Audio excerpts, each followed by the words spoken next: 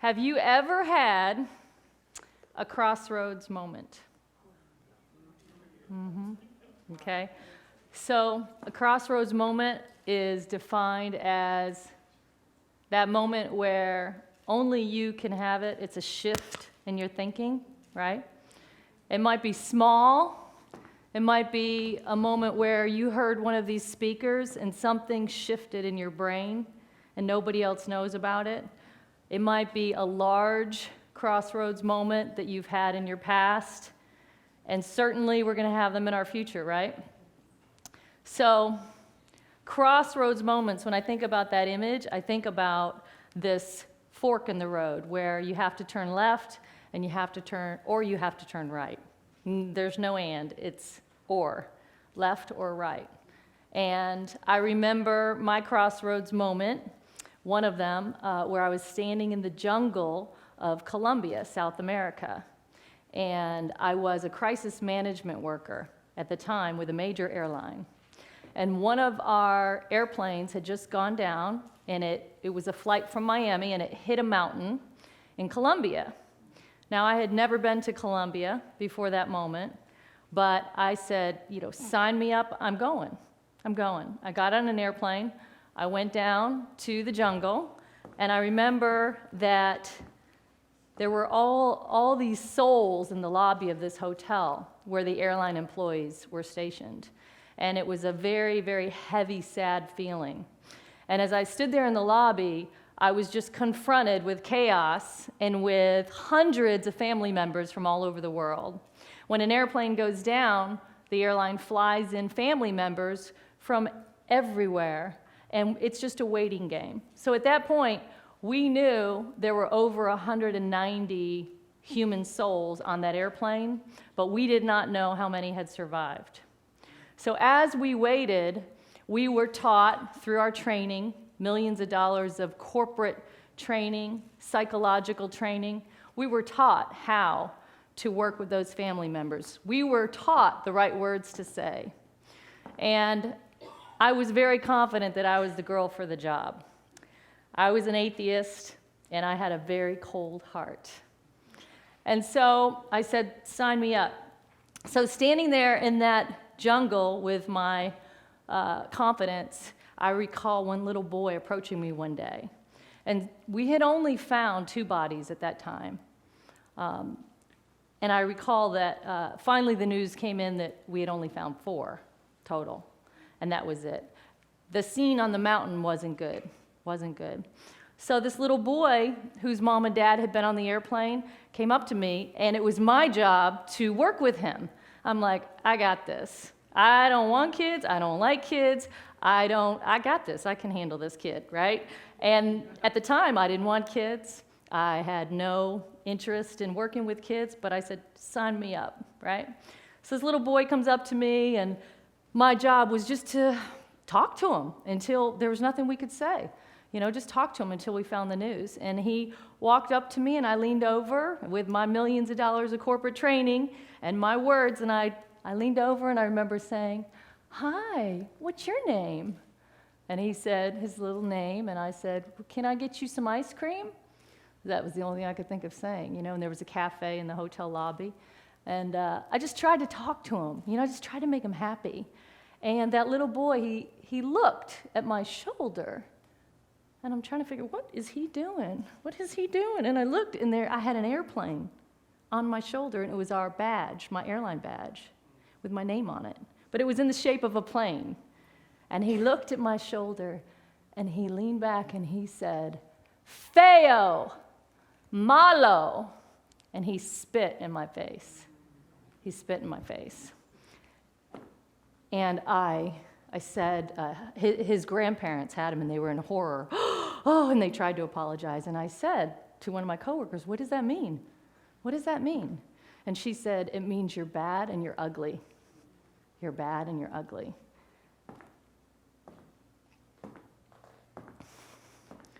So I went upstairs, and I vomited in a plant. And I didn't let anybody see it because I had been trained through all my corporate experience that you don't show emotion. And I threw up, and I gathered myself, and I remember just, I can do this. I got this, I went downstairs, and I thought about that little boy. I thought about him. And that was one crossroads moment that changed my heart. And God began to soften my heart that day. And afterwards, I flew home. I quit my job. I wrote my first book, and I never went back. Okay? And I started believing in God. Okay? So that crossroads moment was a moment. Thank you. So that was a moment that changed my heart. You can only have those moments on your own, right? And when I was in the shower and I was thinking about Abigail and how I was going to translate her big crossroads moment to today for you, God said to me, if you're at the crossroads, how do you know how to go left or right? The only way that you know is if you can hear God clearly, right?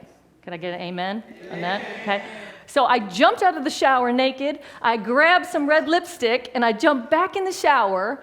This was just a couple days ago, and I wrote down everything he told me to write down about that, about hearing God clearly for you. I wrote, he gave me step 1, step 2, step 3. I'm writing, I'm at the end of my lipstick. I think, I don't look good in red lipstick. I don't care, right? So I keep writing it. And as I read everything that he said, and then later I read about Abigail, I realized that in Abigail's crossroads moment, okay, she had to be very courageous and bold, right? I had to have some sort of faith and courageous, bold mentality to leave my job and to start writing my first book, right? So do you, right? To do what you're going to do, right? Abigail, she had courage because she heard clearly. And I'm going to read to you. In Samuel, it says, now we can learn from women in the past and present, right? But again, remember those crossroads moments are the moments that only you can have because it's a shift in your mind and heart. Now there was a man. He was a very rich man. This man's name was Nabal, and his wife's name was Abigail. She was intelligent and beautiful, but he was harsh and mean. Okay? Now, as the story goes on, we know that, we may or may not know if you've read it, but that he was greedy. David came in with an army, hundreds of men, and he sent his servants to go see if Abigail's husband would feed them because they had plenty. And Nabal was mad, and I'm not gonna do that. He said no. When word got back to David, David reacted with anger, and he said, each of you put on your swords. And everyone, including David, put on his sword, and about 400 men went with David. 400 men, okay? When Abigail heard about this, she was horrified. She got word that David and his men were coming to slay her household. Can you imagine? That's a crossroads moment. What would you do in that moment if you knew there's 400 men coming to slay your household, right? How many times are we up against that today? May not be 400. It may be one. It may be something on the inside, might be something on the outside. But Abigail decided to spring into action, boldly and courageously went against her husband, got on a donkey, got all the food and supplies together, and she was riding on her donkey down a hidden mountain path when she met David and his men coming towards her. She threw herself on the ground and she said, "Sir, let me be responsible. Please let me speak with you. Please listen. to my words. Abigail pleaded with David. David accepted what she brought him and told her, go home in peace. Your household is saved. Okay? When you're at the crossroads, you have to hear God clearly. Now, I teach a lot about distinguishing between the three voices, okay? Because Ephesians 6:12 tells us that it's not a fight against flesh and blood. So there's three voices. There's yours, there's the enemy of God, and there's God's. And our voice is often most dominant, right? And so when I got out of the shower and God was speaking to me about this, he gave me an idea to translate it to you. And I have a video that I think really defines hearing God clearly.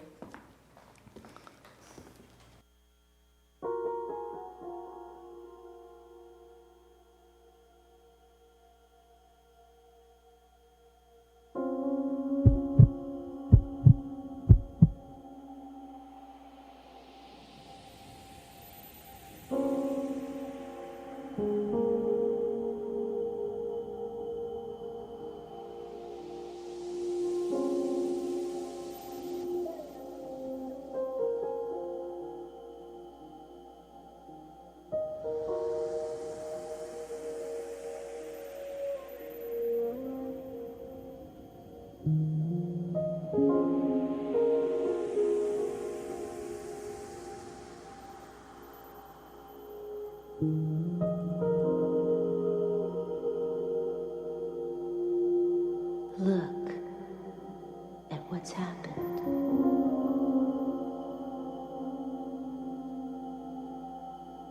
While the world fell asleep.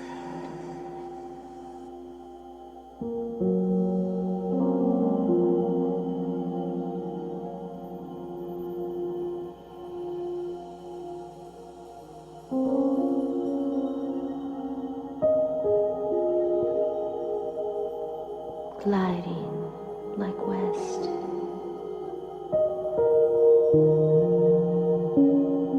kneeling to the east,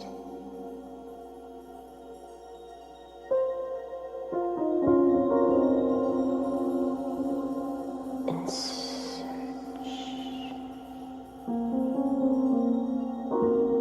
My chest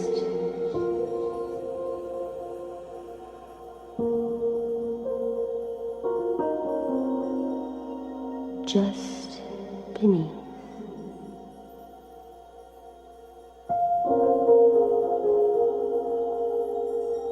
Where blood runs deep.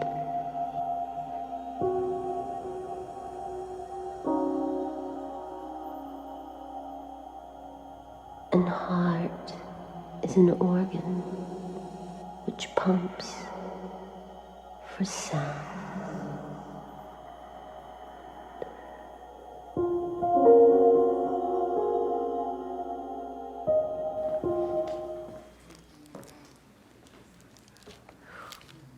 So what'd you think about that? Yeah.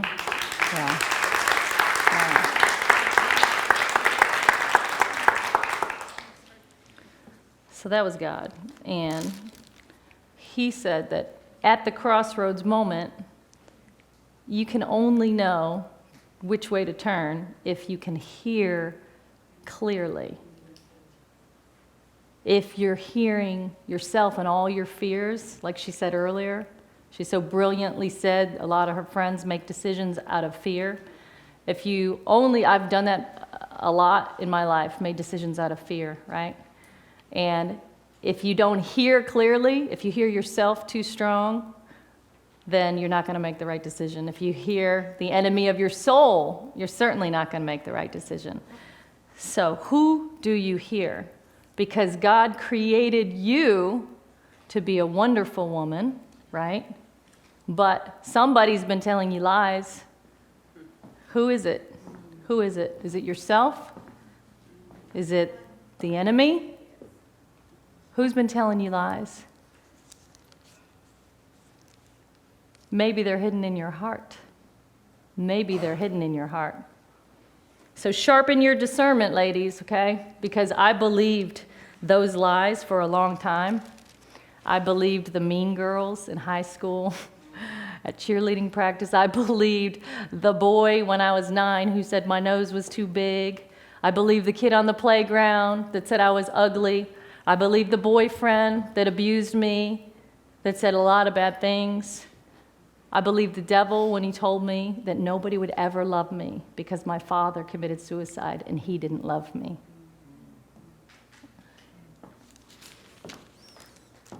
Who does that? Who shoots themselves in the head instead of raising their child, right? But then God showed me that it doesn't matter who your father is because God's your father, okay? Doesn't matter what circumstances you came from. But going forward, we have to be able to hear clearly. And so this is more than just a journal, okay? Journaling saved my life.